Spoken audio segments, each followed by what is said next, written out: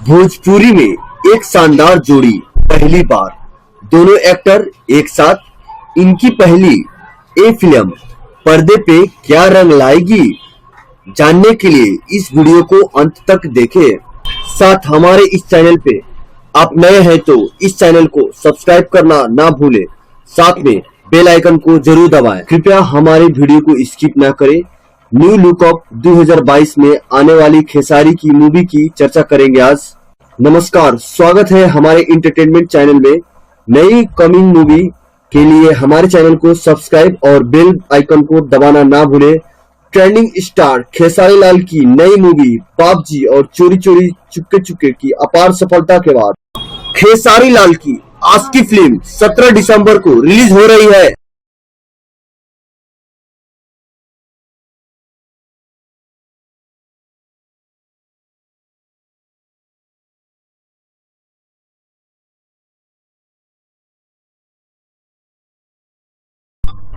बहुत ही लंबे इंतजार के बाद 6 तारीख को सुबह 11 बजे सारे गामा हम भोजपुरी यूट्यूब चैनल पर पानी पानी हो जाएगी अक्षरा सिंह बादशाह और खेसारी की गाने पर